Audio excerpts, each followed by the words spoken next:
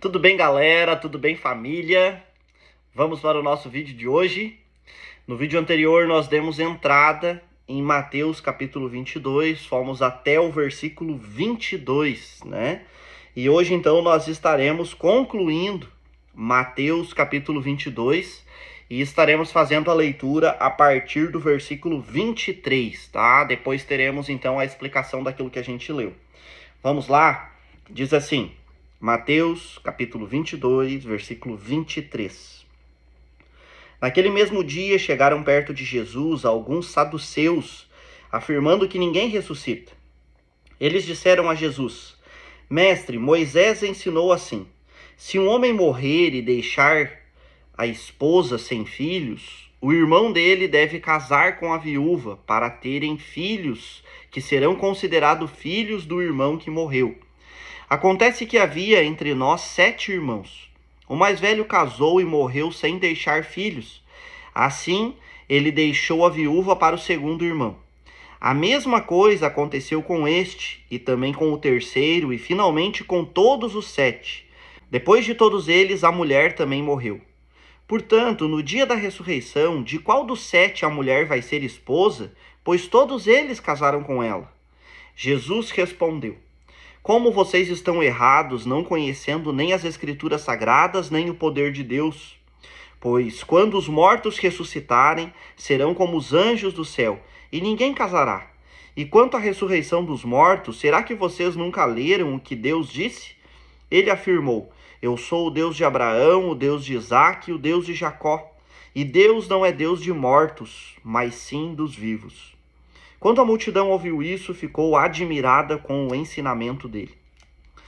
Os fariseus se reuniram quando souberam que Jesus tinha feito os saduceus calarem a boca, e um deles, que era mestre da lei, querendo conseguir alguma prova contra Jesus, perguntou: Mestre, qual é o mais importante de todos os mandamentos da lei?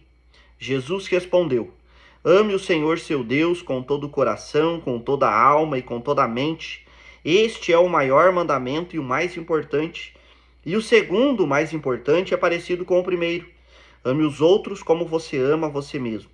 Toda a lei de Moisés e os ensinamentos dos profetas se baseiam nestes 2 mandamentos. Quando os fariseus estavam reunidos, Jesus perguntou a eles: O que vocês pensam sobre o Messias? De quem ele é descendente? De Davi, responderam eles. Jesus tornou a perguntar: Então por que é que Davi, inspirado pelo Espírito Santo, chama o Messias de Senhor? Pois Davi disse: O Senhor Deus disse ao meu Senhor: Sente-se do meu lado direito até que eu ponha os seus inimigos debaixo dos seus pés. Portanto, se Davi chama o Messias de Senhor, como é que o Messias pode ser descendente de Davi? Versículo 46.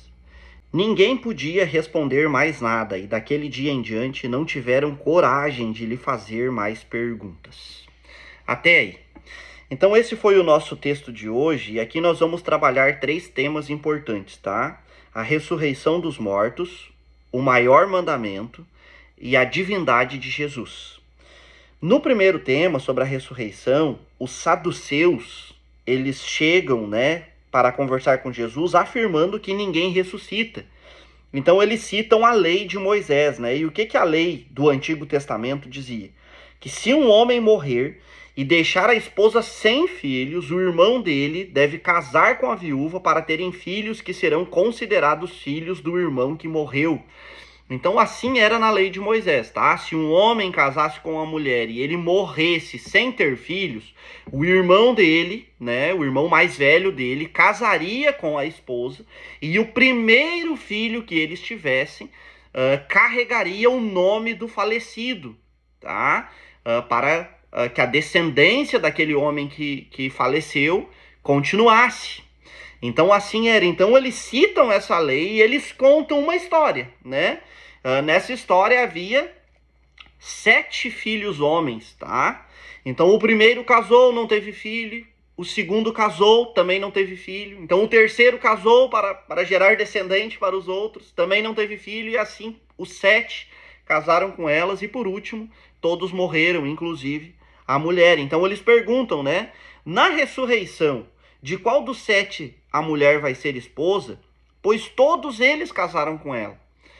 Então, a pergunta deles realmente foi muito boa, tá? Eles foram muito inteligentes na pergunta. Mas, né, eles estavam conversando com Jesus Cristo, né? Então Jesus diz que eles estavam errados, que eles não conheciam as Escrituras, não conheciam o poder de Deus. Então ele diz assim, ó, no versículo 30, né?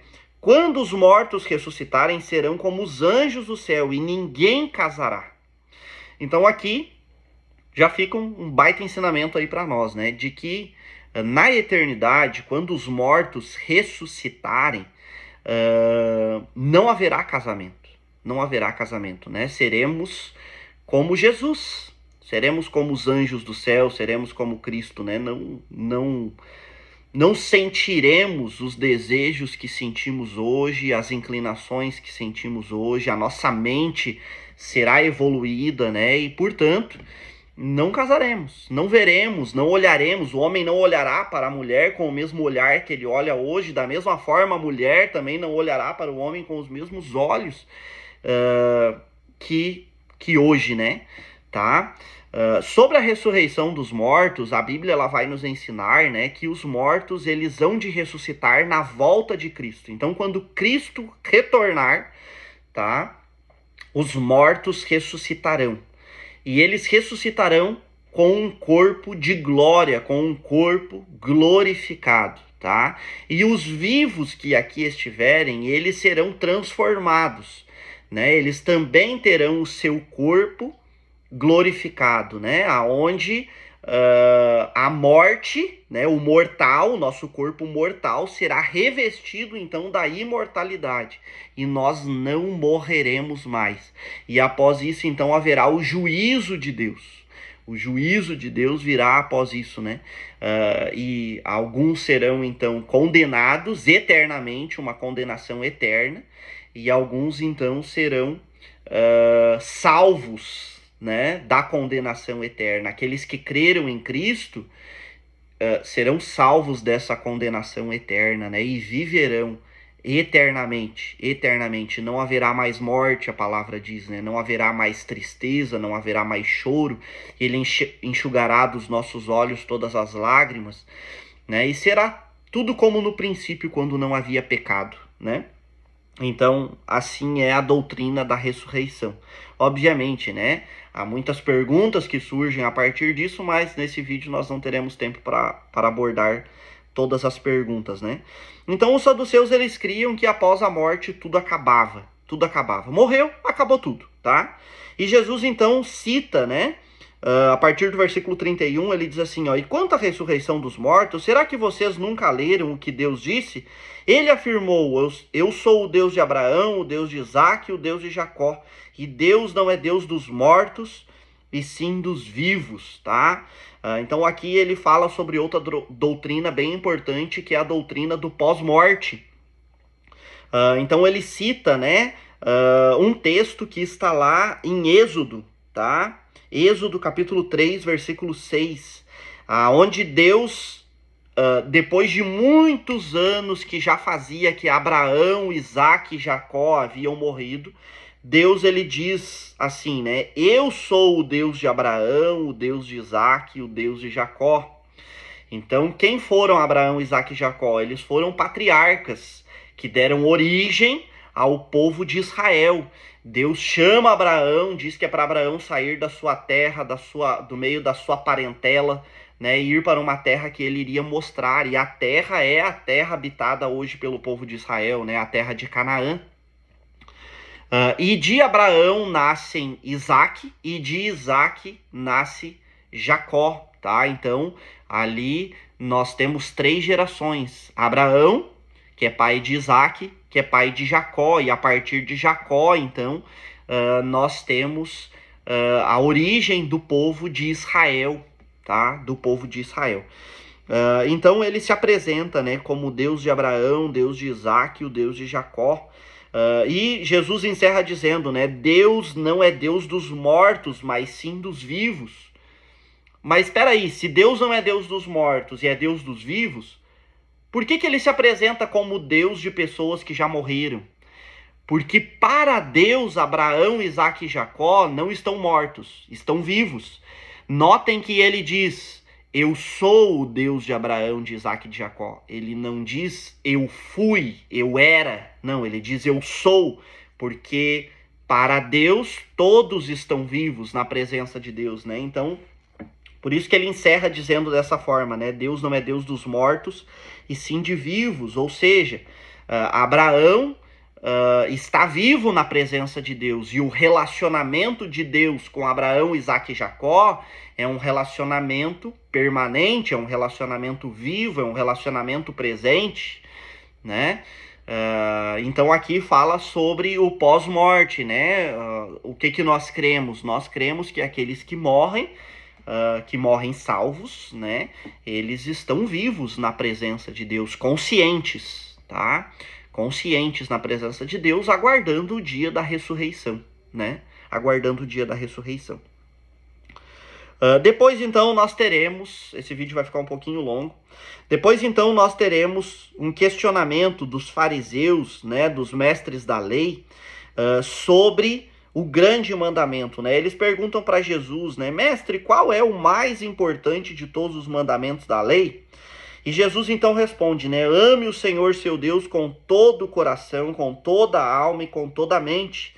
Este é o maior mandamento e o mais importante. E o segundo mais importante, notem que ele é questionado sobre qual é o mais importante. Mas Jesus ele faz questão de citar o segundo mais importante. E ele diz assim, o segundo mais importante é parecido com o primeiro. Ame os outros como você ama você mesmo. Tá? E o que a gente aprende com isso? Né? Que não tem como amar a Deus e não amar as pessoas. Né? Porque se amamos a Deus, amaremos aquilo que é importante para Ele. Né? Então é a mesma coisa de você dizer que você me ama, mas você não ama minha filha. Não tem como. Né? Se você me ama e eu sou importante para você, e você me ama, logo aquilo que é importante para mim, aquilo que eu amo, automaticamente é importante para você. Então não tem como dizer que eu amo a Deus, mas dizer que eu não amo as pessoas. Esses dois mandamentos estão ligados. Por isso que Jesus ele é questionado sobre o maior mandamento, mas ele faz questão de citar o amor a Deus ligado ao amor ao próximo, né? E ele encerra dizendo, toda a lei de Moisés e os profetas se baseiam nestes dois mandamentos. Por que a lei se baseia nestes dois mandamentos? Né?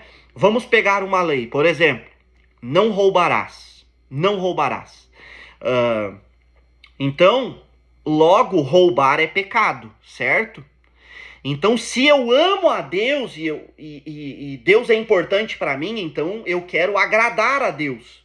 Então, logo, roubar desagrada a Deus. Roubar desagrada a Deus. Então, se eu amo a Deus, eu não roubo. Mas se eu amo a Deus, eu amo também ao meu próximo. Porque o meu próximo é importante para Deus. Então, se eu amo a Deus, consequentemente, eu amo o meu próximo. Então, consequentemente, eu também não roubarei do meu próximo. Porque como o meu próximo vai se sentir sendo roubado? Ele vai se sentir mal, ele vai ficar mal com isso. Entendeu? Então, poxa, eu amo o meu próximo como eu amo a mim mesmo. Então, eu gostaria de ser roubado? Não, eu não gostaria de ser roubado. Então, logo, se eu amo ao meu próximo como eu amo a mim mesmo, eu não roubo ao meu próximo. Então, você percebe que amar a Deus, amar ao próximo e cumprir a lei, está tudo ligado. Jesus liga essas três coisas. Não tem como essas três coisas andarem desligadas. Aqueles que não cumprem a lei, que desobedecem a qualquer mandamento, não amam a Deus. Não amam a Deus. Não tem como você viver pecando e dizer que você ama a Deus. Se você vive pecando, você não ama a Deus, você não conhece a Deus. Porque se você conhece a Deus, consequentemente você ama a Deus e você sabe que desobedecer aos mandamentos desagrada a Ele, você não quer desagradar a Ele porque você o ama. Então você cumpre a lei. Entende? Logo, pessoas que não cumprem os mandamentos não amam a Deus, por mais que elas possam expressar com a boca delas que elas amam. Pessoas que pecam contra o próximo não amam ao próximo e, consequentemente, não amam a Deus, não conhecem a Deus.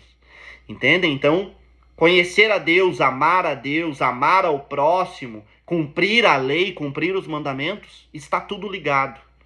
Não tem como desligar essas 3, 4 coisas, entendem? Seguindo, para nós encerrarmos. Agora Jesus questiona,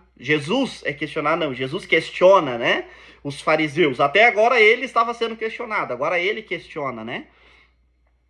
E ele diz assim: o que vocês pensam sobre o Messias, de quem ele é descendente? Lembrando que Jesus é o Messias, tá? E eles respondem: de Davi. Com base em que eles respondem? Com base no Antigo Testamento. Deus fez uma promessa para Davi, que ele teria um descendente que sentaria no seu trono e reinaria para sempre, tá? Lembrando que Davi era rei. Então o descendente de Davi sentaria no trono, que naquele momento quem sentava era Davi, né? E esse descendente reinaria para sempre, tá? E esse descendente, por essa profecia e por outras, é o Messias prometido, que agora estava ali presente, né? Então Jesus questiona: de quem que ele é descendente? E eles respondem: de Davi, né? E Jesus então pergunta: então por que é que Davi, inspirado pelo Espírito Santo, chama o Messias de Senhor? Porque se o Messias é, entre aspas, descendente de Davi, filho de Davi, como Jesus é chamado, por exemplo, pelo cego de Jericó, logo, Davi, sendo pai do Messias, pai, né, um descendente antigo, ele deveria ser maior do que o Messias, né? Esse é o questionamento de Jesus. Mas Davi chama o Messias de Senhor. E Senhor com letra maiúscula, né? Jesus está querendo dizer que o Messias ele é maior do que Davi. Ele é Senhor de Davi. E aqui fala sobre a divindade de Jesus, tá? Porque qual era o Messias que os judeus esperavam? Eles esperavam um Messias humano. Alguém que se tornaria rei, assim como Davi. Alguém que guerrearia por eles, assim como Davi guerreou pelo povo de Israel. Então eles esperavam que o Messias ele fosse montar num cavalo, com seu escudo, espada, lança, ir para a guerra e guerrear contra os romanos que naquela época estavam oprimindo o povo judeu. E agora vem Jesus e diz que não, que o Messias, na verdade, eles interpretaram errado. Olha, vocês interpretaram errado. O Messias, na verdade, ele é maior do que Davi. Na verdade, ele é Senhor de Davi. E aqui Jesus ele expressa a sua divindade, né? Aqui Jesus expressa a sua divindade. Tá, gente? Era isso. Em breve aí nós teremos mais vídeos aonde entraremos no capítulo 23 de Mateus, tá certo? Espero que vocês tenham gostado. Um estudo hoje um pouquinho mais profundo. Se ficarem com dúvidas, perguntem nos comentários, tá? Comentem lá. Muito interessante, tá? A gente tá aí para ajudar, para esclarecer, tá bom? Até mais. Deus abençoe.